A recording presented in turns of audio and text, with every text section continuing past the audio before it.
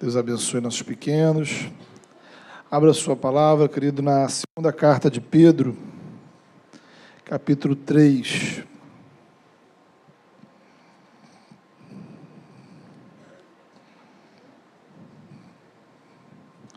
Segunda carta de Pedro, capítulo de número 3.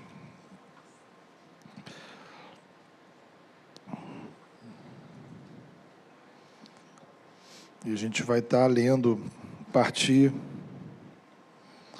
do versículo de número 1, texto que já está aí projetado. Diz assim: Amados, esta é agora a segunda carta que escrevo a vocês. Em ambas quero despertar com estas lembranças a sua mente sincera, para que vocês se recordem das palavras proferidas no passado pelos santos profetas e do mandamento de nosso Senhor e Salvador que os apóstolos ensinaram a vocês. Antes de tudo, saibam que nos últimos dias surgirão escarnecedores, zombando e seguindo suas próprias paixões. Eles dirão: o que houve com a promessa da sua vinda? Desde que os antepassados morreram, tudo continua como desde o princípio da criação.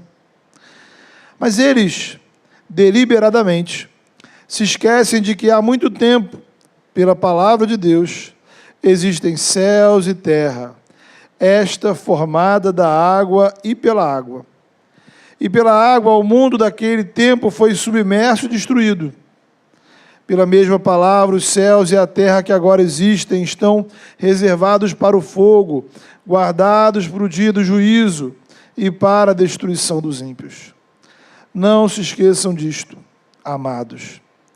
Para o Senhor, um dia é como 1000 anos, e 1000 anos como um dia. O Senhor não demora em cumprir a sua promessa, como julgam alguns. Ao contrário, Ele é paciente com vocês, não querendo que ninguém pereça, mas que todos cheguem ao arrependimento. O dia do Senhor, porém, virá como ladrão. Os céus desaparecerão como um grande estrondo. Os elementos serão desfeitos pelo calor, e a terra e tudo que nela há será desnudada. Visto que tudo será assim desfeito, que tipo de pessoas é necessário que vocês sejam? Vivam de maneira santa e piedosa, esperando o dia de Deus e apressando a sua vinda. Naquele dia os céus serão desfeitos pelo fogo e os elementos se derreterão pelo calor. Todavia, de acordo com a sua promessa, esperamos novos céus e nova terra, onde habita a justiça. Portanto, amados, enquanto esperam estas coisas, empenhem-se para serem encontrados por Ele em paz, imaculados e inculpáveis. Tenham em mente que a paciência de nosso Senhor significa salvação. Como também o nosso amado irmão Paulo escreveu a vocês, com a sabedoria que Deus lhe deu. Ele escreve da mesma forma em todas as suas cartas, falando nelas destes assuntos. Suas cartas contêm algumas coisas difíceis de entender, as quais os ignorantes e instáveis torcem, como também o fazem com as demais escrituras, para a própria destruição deles. Portanto, amados, sabendo disso, guardem-se para que não sejam levados pelo erro dos que não têm princípio morais, nem percam a sua firmeza e caiam. Cresçam, porém, na graça e no conhecimento de nosso Senhor e Salvador Jesus Cristo. A Ele seja a glória, agora e para sempre. Amém. Amados, esperança é um sentimento muito bonito, muito inspirador. Quem nunca se emocionou com um poema, uma música, um filme, um testemunho de esperança. Acontece que quanto mais a gente vai vivendo nesse mundo, mais parece que a esperança é um sentimento ingênuo, infantil, quase um sinal de imaturidade. Às vezes parece que a esperança é uma fraqueza, uma deficiência. É como se a esperança não tivesse lugar na vida adulta. Talvez ela caiba entre crianças e adolescentes, mas à medida que o tempo passa, a esperança se torna algo inútil, improdutivo. Continua funcionando bem na poesia, nas músicas e filmes, mas não ajuda na dura realidade da vida. Para muitos, esperança é quase sinônimo de ilusão. Dessa forma, existe um senso comum que nos empurra para o realismo, para o ceticismo. Não poucas vezes o resultado é que acabamos caindo no desespero. Sofremos os efeitos de uma grande epidemia de desesperança. É um grupo que cresce a cada dia. O grupo dos estranhos seres humanos que vivem sem esperança. Eles comem, dormem, trabalham, estudam, têm amigos, fazem compras, ouvem música, frequentam academias, se disfarçam bem, de longe parecem até normais. Alguns são até simpáticos, outros até frequentam igrejas. Porém, no fundo de suas almas, não possuem esperança. Encaram a vida, interpretam a realidade sem qualquer esperança de futuro. São negacionistas da esperança. Tentam sobreviver sem ela e desconfiam de tudo que tem a ver com esperança. Então, nosso primeiro desafio é enfrentar essa negação, o que não é um problema novo.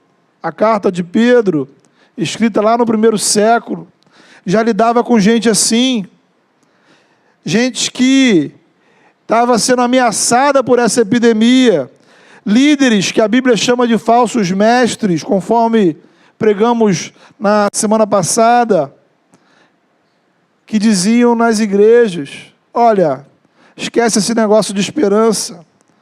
E os argumentos daquela época não são muito diferentes dos atuais. O resumo aparece no versículo 4. A galera dizia o seguinte: olha, o mundo continua igual desde a criação. O que isso quer dizer? A ideia é que o universo e a natureza vão seguir no ritmo próprio.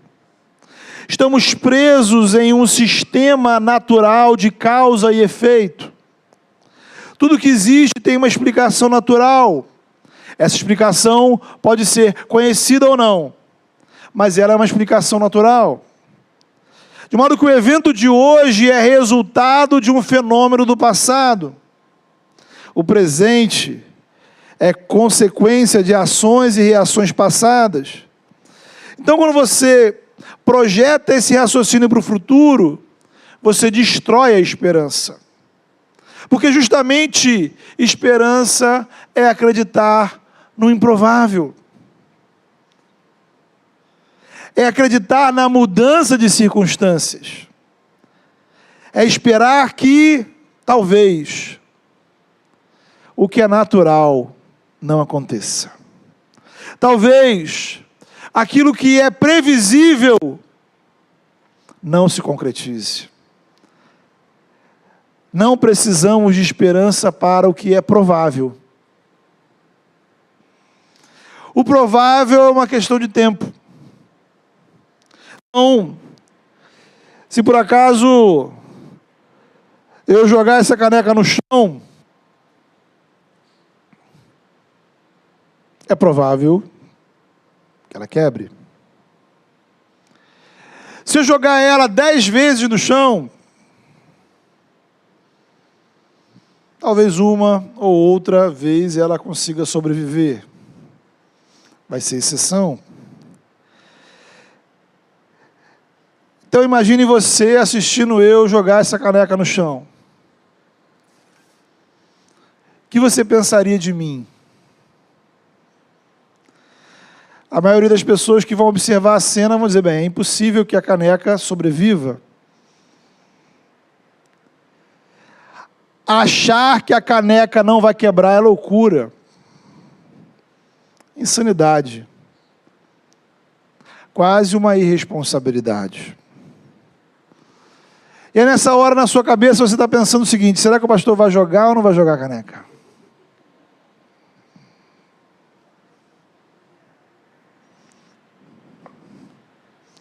Deixa a caneca aqui. O ponto é a nossa percepção em relação à possibilidade da caneca cair e quebrar. É exatamente assim que a gente se sente nas demais situações da vida. Nós somos treinados a confiar nas possibilidades científicas e não em ter esperança. O mundo sempre foi assim. Em todos os lugares funciona assim. Então, há 200 anos, pelo menos, somos treinados na explicação científica do mundo.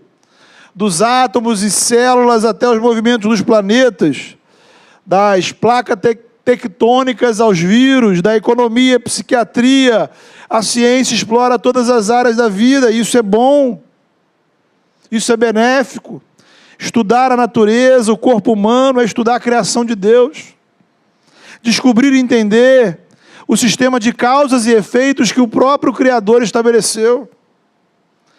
Acontece que a ciência é um esforço humano e, como tal, possui limitações humanas. Trabalha com perspectivas humanas. Quer dizer que ela pode acertar, pode errar, pode aprender com seus erros, pode chegar a novas conclusões e por aí vai. O ponto que nos interessa é que as projeções científicas para quaisquer áreas serão baseadas nos dados que estão à disposição. E Deus não faz parte desses dados. Porque Deus não faz parte da natureza. Deus não é parte da criação. Ele é o Criador. Então os cristãos não deveriam reclamar pela ciência não levar Deus em consideração. É óbvio. Deus não está sujeito às leis da física. Deus não opera segundo os padrões da química ou da biologia. O agir de Deus não segue critérios geológicos. Por conta disso, eu não posso prever o que Deus vai fazer, a não ser o que Ele mesmo revelou em sua palavra. Então, quando a ciência diz que se eu deixar a caneca cair no chão a certa altura, ela quebra, ela trabalha com os dados que tem à disposição. A pergunta que precisamos fazer é: algo inesperado pode acontecer que impeça a caneca de cair e quebrar? Alguém pode intervir nessa sequência de eventos para que o improvável aconteça? Pode acontecer algo diferente daquilo que os dados que temos à disposição apontam que deve acontecer, como mais provável? A resposta da esperança é sim. O Evangelho, portanto, não é incompatível com a ciência ou com a visão científica da vida. O que precisamos fazer é acrescentar uma grande ressalva: a ciência tem limites. E ela não pode prever quando, nem como Deus vai agir. Isso vale para a gente avaliar o passado, como vale para avaliar o futuro. Na hora de olhar para o passado, quando eu analiso os eventos revelados na palavra, a ciência vai dizer que é impossível um homem andar sobre as águas. É impossível alguém pegar 5 pães, multiplicar para mais de 5.000 pessoas e sobrar 12 cestos cheios de pães. É impossível alguém, de fato, ressuscitar dos mortos. Então, veja, nós não cremos porque nós entendemos a lógica física ou química desses eventos. Não cremos porque achamos que esses eventos sejam prováveis.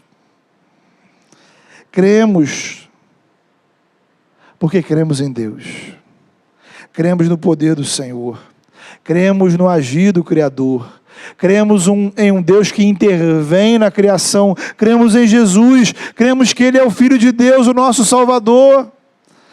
O mesmo vale para o futuro. Quando eu olho para o futuro, eu posso esperar acontecimentos que não sejam cientificamente prováveis. Acontecimentos que não se enquadrem em algum tipo de modelagem matemática. Não são humanamente prováveis, não são resultado de algo natural. Não é o efeito esperado. Não faz o menor sentido aguardar por eles. Contudo, esperamos que eles aconteçam, porque confiamos no poder de Deus. Então a visão científica da vida, por mais benéfica que ela seja, e nos ajude em quase tudo,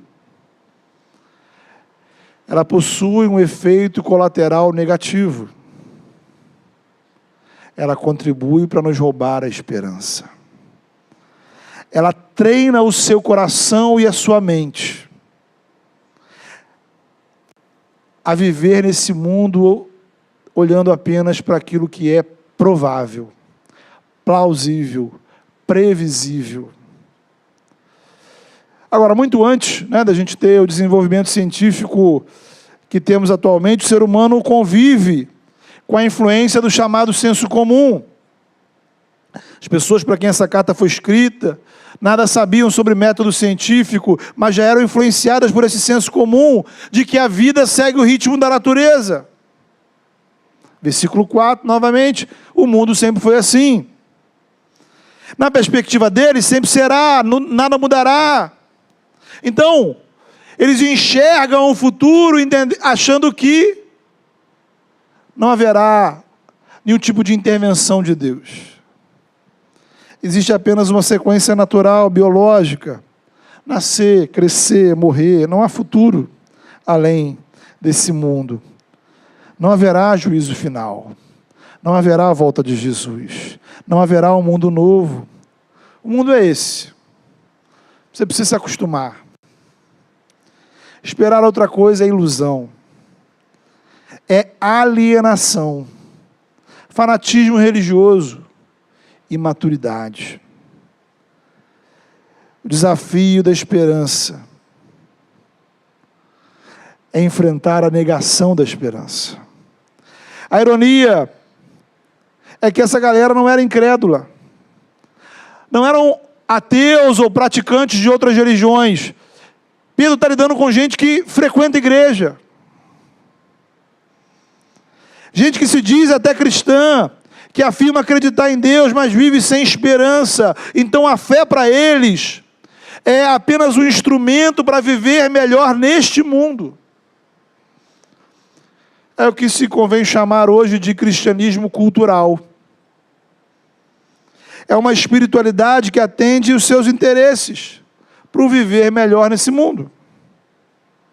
Construída a partir de uma deturpação da Escritura, como diz o versículo 16. O apóstolo Paulo também tratou dessa questão.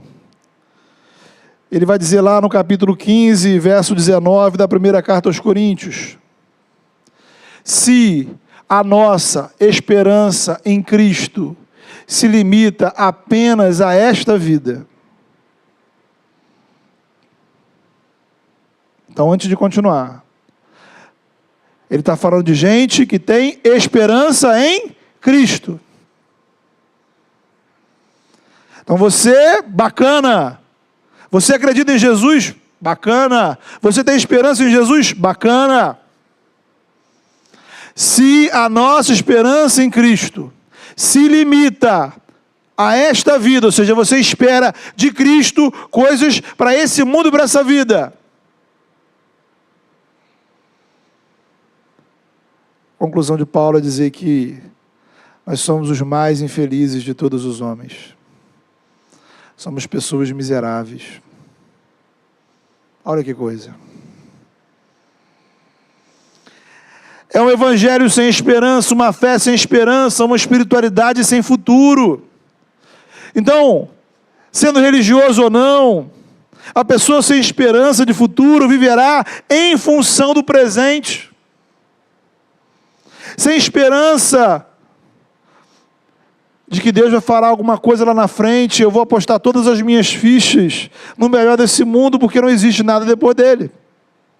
Sem esperança na volta de Jesus, nem no juízo sobre o mal, eu viverei como se tudo dependesse de mim. Então a falta de esperança no futuro impacta de maneira dramática a forma de vivermos o presente. A falta de expectativa em um futuro nos faz viver em função dos ídolos desse mundo. Como diz lá em 1 João capítulo 2, especialmente, o dinheiro, o poder, o prazer, a vaidade. A falta de esperança nos leva ao desespero. Por quê? Pensa comigo. Seja na visão científica, seja na visão do senso comum, o futuro depende de ações humanas e naturais, quer dizer que o amanhã depende de você. O que vai acontecer segunda-feira depende de você. O que vai acontecer na próxima semana depende de você. O seu próximo mês depende de você. O futuro dos seus filhos depende exclusivamente de como você vai criá-los. O futuro da humanidade depende da humanidade. O futuro da sua saúde depende de como você vai cuidar da sua saúde. O futuro da igreja depende do pastor, dos líderes. E aí, meu irmão, minha irmã, se tudo depende da gente, se tudo depende do esforço humano, minhas falhas e meus erros são garantia de fracasso. Se a minha família depende de mim, quando eu erro, acabou. Se meu futuro profissional depende somente do meu desempenho, quando por algum motivo eu não consigo dar conta, acabou. Se nessa grande equação da vida, os únicos fatores a serem considerados são os naturais, quando um desses fatores fracassa, não temos menor esperança de futuro, resta apenas o desespero. Então, esse é um dos fatores que faz explodir a nossa ansiedade.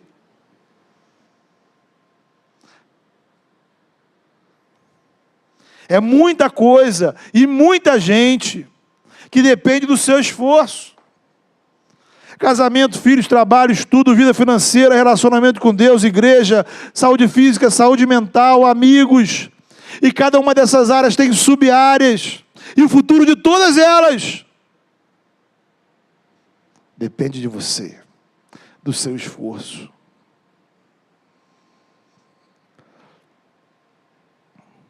Nos preocupamos muito, planejamos muito, nos empenhamos muito.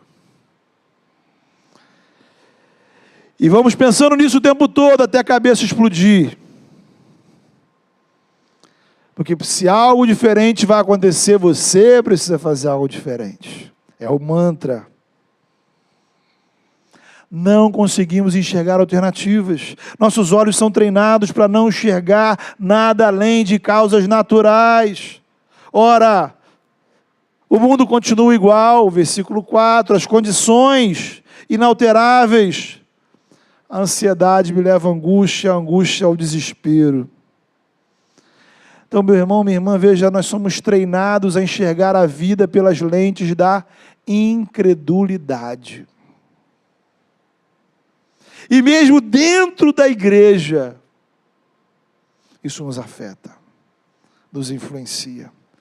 Pedro escreve para cristãos, tanto naquela época quanto hoje, crentes que vivem sem esperança. Expectativas que dependem apenas do esforço humano deles ou de alguém. Muita gente, irmãos, acredita no futuro da boca para fora, sabe? É uma doutrina interessante. É a doutrina convencional dos cristãos, né? Como é que eu vou ter coragem de dizer que eu não acredito que Jesus vai voltar? Como é que eu não vou ter coragem de assumir que eu vivo como se não houvesse realmente um juízo final e uma vida após a morte? A pergunta é, que diferença isso faz na nossa prática? O que nos leva ao outro lado da moeda, irmãos. Então, já falamos bastante dessa realidade do mundo, da falta de esperança. Esse vírus que nos contamina. A pergunta que eu queria fazer para você agora é o inverso. Como vivem os que têm esperança? Como vivem os que têm esperança? Que tipo de vida é essa? Como a esperança muda o nosso presente? Então veja, em primeiro lugar, queridos, algo que a essa altura deve ter ficado óbvio para você. Nossa esperança de futuro está vinculada à promessa do Evangelho, conforme revelada em Jesus e na Escritura. É uma esperança orientada pela fé. Porque a nossa fé traz como consequência a esperança. A nossa esperança é no agir de Deus. Fé sem esperança é uma distorção bíblica. Fé sem esperança é aquela que Paulo disse, que nos torna pessoas infelizes. Fé sem esperança seria um tipo de fé mágica, supersticiosa. Uma fé nas pessoas, uma fé nos movimentos, uma fé em ideias, uma fé abstrata. Alguém vai dizer, eu tenho fé que a vida vai melhorar. A pergunta é, por que vai melhorar? Ninguém sabe responder. A Bíblia, ao contrário, quando define fé, fala de esperança. Fé é a esperança das coisas que se esperam, diz Hebreus. Fé, esperança e amor são as três virtudes principais que o Novo Testamento afirma que o discípulo de Jesus deve ter. Então, nesse cenário de uma sociedade sem esperança, desesperada, uma esperança mal orientada, nosso primeiro exercício é relembrar os fundamentos da nossa esperança. É o que Pedro começa aí dizendo nos versículos 1 e 2. Numa outra tradução ele vai dizer assim, por meio dessas cartas, procurei refrescar a memória de vocês e incentivá-los a pensar com clareza. Quero que se lembrem do que disseram os profetas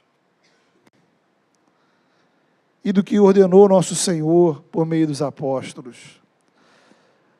Como diz o livro de Lamentações, no capítulo 3, precisamos trazer à memória o que nos dá esperança.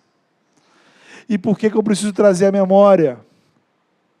Porque a gente esquece.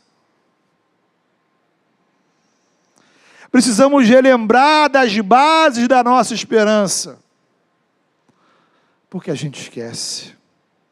Porque o mundo ao nosso redor nos treina a viver sem esperança. Habitamos uma cultura que não tem esperança. Então essa tendência nos afeta. E aí, sem perceber, de repente você é um crente. Está na igreja, está até trabalhando na obra, está até servindo, sem esperança. Cristãos evangélicos, mas vivendo como os demais que não têm esperança. Então, queridos, essa é uma das funções do culto. Esse é um dos objetivos de estarmos aqui, relembrar a nossa identidade como povo da esperança, trazer à memória as bases da nossa esperança. Essa é uma das funções das nossas disciplinas espirituais. Praticar a ceia. Jesus falou, olha, vocês celebrem a ceia em memória de mim. Trazer à memória. É a função da leitura da palavra, é a função de conversarmos sobre o Evangelho nos núcleos, ouvirmos os devocionais, a função de orarmos. Aliás, a oração, ela revela bem, ela é um bom diagnóstico para a gente medir a nossa esperança. Por que a gente não ora, irmãos? Não oramos porque não temos esperança. Por que não temos esperança? Porque não oramos. A gente não ora porque a gente conta apenas com um sistema de causas naturais. Essa relação entre causa e efeito. Então, você não orou pela sua segunda-feira porque você acha, você acredita que o que vai acontecer amanhã depende de você. Você não orou pelos próximos 20 dias do mês, porque você, no fundo, você acha que depende de você.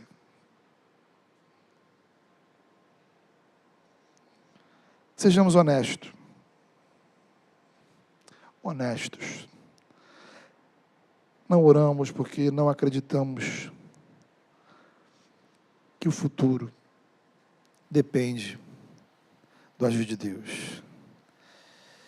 E aí veja, queridos, talvez o mais dos absurdos, ou o maior dos absurdos, é a gente fazer o serviço do Senhor sem confiar no poder do Senhor.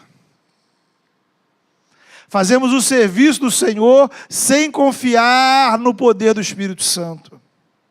Então a gente organiza, a gente planeja, a gente realiza, a gente transmite o culto, a gente prega, a gente canta, a gente evangeliza, a gente organiza eventos.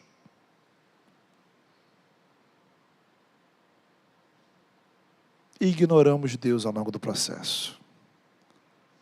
Deveria ser o contrário, né? Essa é a razão da gente ter, por exemplo, a nossa oração de intercessão antes do culto. Aquela oração só tem sentido porque temos esperança no agir do Espírito Santo entre nós e através de nós. Oramos na esperança de que Deus vai agir transformando vidas. Intercedemos porque temos a esperança no agir de Deus nas nossas vidas, na nossa igreja, e na vida dos nossos irmãos, amigos, na vida da nossa cidade. Oramos porque temos esperança. E ao orar, essa oração reforça essa esperança no meu coração. O contrário também é verdade. A ausência de oração reforça a falta de esperança. A ausência de oração reforça o esfriamento espiritual. Por isso, irmãos, precisamos relembrar.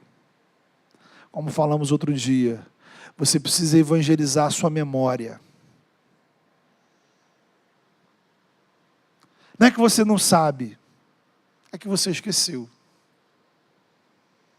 Não é que você não sabe, é que essas verdades não estão vibrando no seu coração. Não é que você não sabe, é que o Evangelho não está pulsando na sua mente como ele deveria. E aí, queridos, quando a gente fala da esperança cristã, propriamente dita, a gente vê que ela opera em duas áreas, para a gente caminhar para o final. Uma esperança para o futuro, uma esperança para o presente. Como o texto afirma, ao contrário do senso comum e da visão científica, o universo como conhecemos não permanecerá para sempre. O Evangelho nos ensina que no futuro Deus virá transformar toda a criação. É o dia da volta de Jesus, a esperança da volta de Cristo, a manifestação da justiça do Senhor. Então, isso dá esperança. Por que dá esperança? Porque vivemos um mundo em que a sensação que dá é que o mal está vencendo. Parece haver mais injustiça do que justiça, mais corrupção que honestidade, mais violência do que solidariedade, mais mentira do que verdade, mais maldade do que bondade. E aí nós nos equivocamos apostando as nossas fichas em quê? Política, tecnologia, desenvolvimento econômico, ou alguma coisa extraordinária que o ser humano possa fazer. A realidade rouba a nossa esperança e ficamos desanimados, angustiados, desesperados. Sabe aquela sensação de você estar acompanhando o noticiário, no celular, na internet, na televisão, enfim, e você vai ouvindo aquelas notícias e você tem uma sensação de angústia, de desânimo, de tristeza. O Evangelho nos faz crer que dias melhores realmente virão. E eles são apenas uma questão de tempo. Versículo 13. Conforme a sua promessa, nós esperamos novos céus e nova terra, nos quais habita a justiça. A justiça que precisamos e esperamos vem do céu. Deus vem habitar conosco. Tudo será transformado. Toda a criação será renovada para vivermos a plenitude da glória de Deus. Essa é a nossa esperança de futuro. Agora, isso muda o presente. É o outro lado. Então vem a pergunta, pergunta seríssima, está aí no versículo 9. Mas por que Jesus não volta logo? Por quê? Por que Jesus não vem e resolve isso tudo? O Novo Testamento chama esse tempo entre a morte e a ressurreição de Jesus e a sua segunda vinda de tempo de paciência de Deus. Deus adia, na nossa perspectiva, né? É como se ele adiasse o tempo do juízo para aumentar a oportunidade de conversão e arrependimento. Consequentemente, para a gente, como discípulo de Jesus, esse é o tempo da missão. Atos 1 tem um texto muito interessante, quando Jesus está subindo aos céus, os discípulos estão olhando, e um anjo aparece e diz, olha, por que vocês estão olhando para o céu? Esse mesmo que vocês estão vendo subir vai voltar. Agora vocês vão. Então, como discípulos de Jesus, esse tempo da expectativa do futuro é tempo de missão em 3 áreas. É o tempo de pregação do Evangelho. É o tempo de santificação. E é o tempo de testemunho. Anunciar o Evangelho com palavras. Testemunhar os valores do reino por meio de ações. Fugir da corrupção que há no mundo. E aí, para a gente então terminar, a esperança no futuro de Deus muda o meu presente, sabe por quê? Porque esse Deus que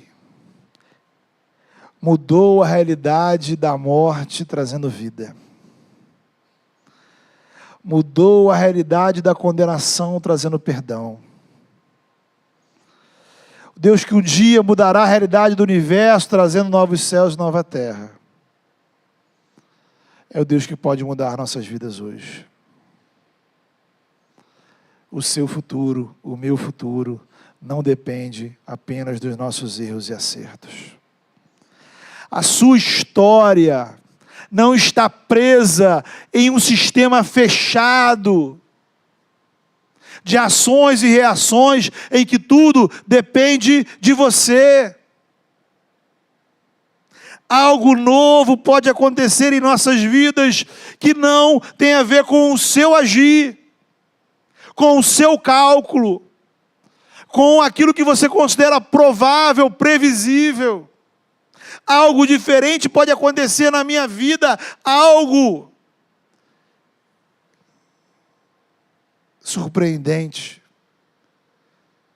que não está na nossa perspectiva, porque Jesus está vivo, o Espírito Santo está atuando. Então, crer no futuro, ter esperança, viver com esperança é saber que as realidades da nossa vida podem ser transformadas. A minha vida pode ser transformada, a sua vida pode ser transformada, a nossa família pode ser transformada, a vida dos nossos amigos pode ser transformada, a vida das pessoas ao nosso redor pode ser transformada. A igreja, nesse sentido, é instrumento de transformação, porque nós temos esperança. Então, meu irmão, minha irmã, precisamos, contra tudo e contra todos, professar, testemunhar: eu tenho esperança. O Evangelho é revolucionário, é subversivo, é contracultural.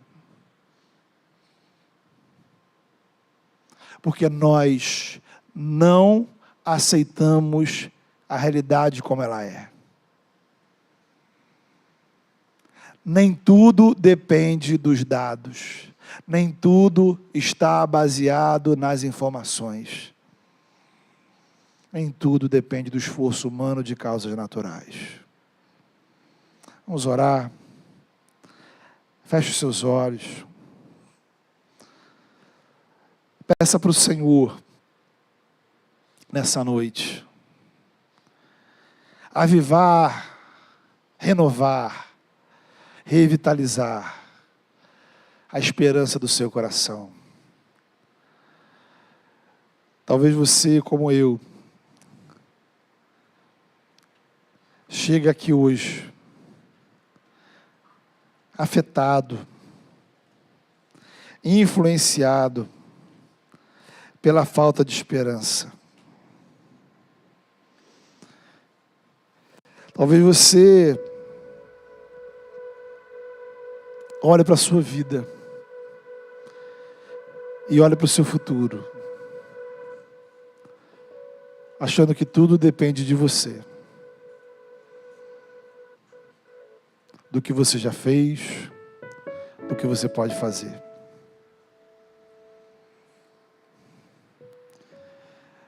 Mas creia,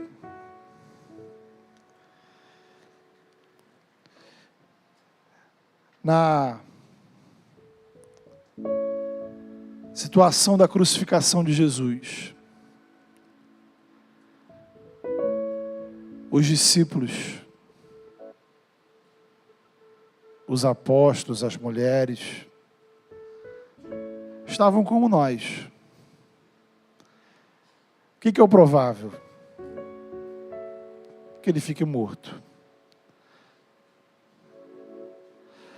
O que a ciência, o que o senso comum nos diz? Que ele vai continuar morto. Portanto, aceite a morte. Não tem mais futuro. Acabou. não tem chance de ser diferente. Não existem outras possibilidades. Não há nada que você possa fazer para mudar essa realidade.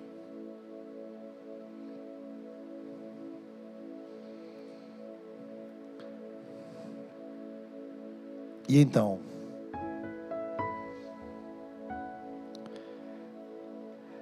aquelas mulheres foram surpreendidas com o túmulo vazio.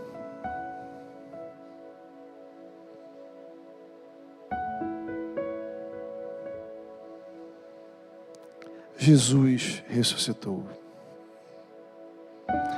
Deus ressuscitou Jesus dos mortos.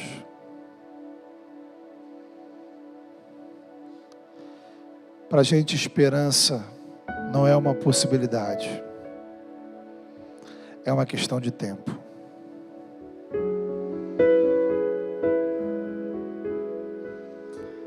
Não é uma questão do que você pode fazer. É do que Deus pode fazer.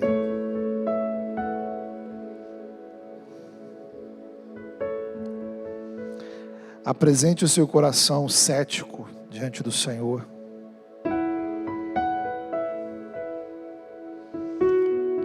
Fale com o Senhor nessa hora.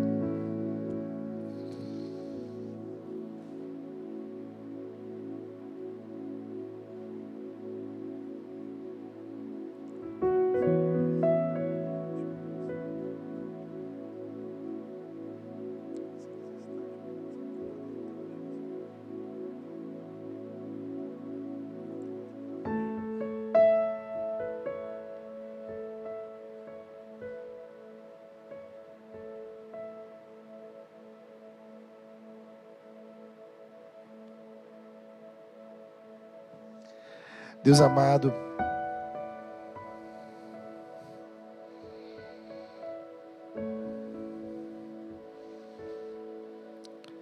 diante do Senhor nos apresentamos, ó Pai, e apresentamos o nosso coração, que é um coração treinado para não ter esperança. Apresentamos o nosso coração cético, realista, incrédulo. Apresentamos um coração, Senhor, que enxerga a vida como se tudo dependesse da gente e do nosso esforço. Por isso é um coração cansado. É um coração que tenta controlar tudo, prever tudo, calcular tudo, planejar tudo.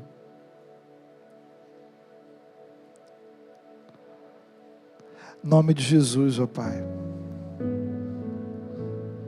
Surpreenda-nos, ó Pai, com a Tua graça nessa noite. Assim como o Senhor abriu os olhos daqueles discípulos no caminho de Emaús, abre os nossos olhos, ó Deus. Abre os nossos olhos para a gente enxergar a vida com esperança, Senhor. A esperança do céu. A esperança, Senhor, de que as coisas podem ser diferentes. Porque um dia, realmente, elas serão completamente diferentes e isso é uma questão de tempo. Dá-nos a esperança, Senhor, de que o Senhor que agiu na ressurreição de Jesus,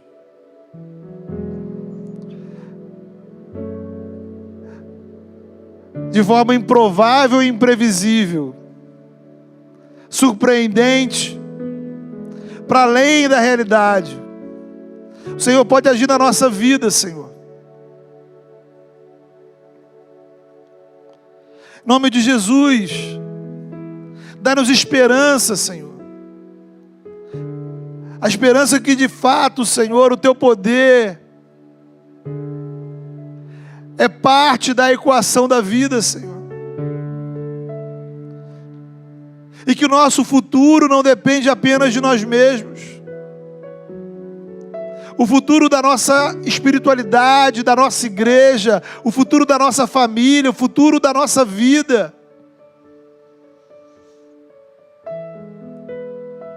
em nome de Jesus, Venha ao nosso encontro, Senhor.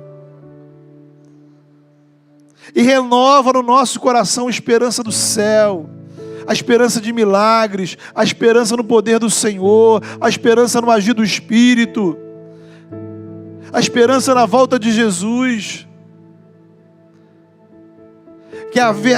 Ó Pai, que a fé, que a convicção na esperança, nas promessas do Senhor, possam alterar e impactar a maneira de vivermos o presente, para a glória do Teu nome, Senhor. Que possamos dar testemunho de esperança, que possamos servir ao Senhor, esperando o Teu poder, que possamos, ó Pai, acordar para viver uma semana de trabalho, esperando o Teu agir, que possamos encarar os problemas da vida, esperando a Tua intervenção, que possamos olhar para a história do mundo, esperando, ó Pai, a ação do Senhor, que possamos estar na Tua casa, esperando, ó Pai, que o Senhor atuará entre nós,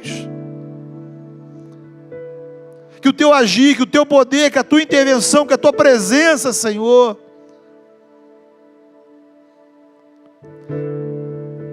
faça parte do nosso viver, do nosso agir, do nosso andar, do nosso planejar. Em nome de Jesus, renova a esperança daqueles que estão, Senhor, desesperados, cansados e frustrados. E se for da Tua vontade, Senhor, para a glória do Teu nome e para a nossa alegria, realiza, Senhor, realiza em nossas vidas aquilo que já cansamos de esperar. Realiza em nossa vida, Senhor, milagres que já não esperamos, milagres que já não acreditamos, milagres, ó Pai, que já deixamos de lado. Surpreenda-nos, ó Pai, com Teu amor e Teu poder, em nome de Jesus. Amém.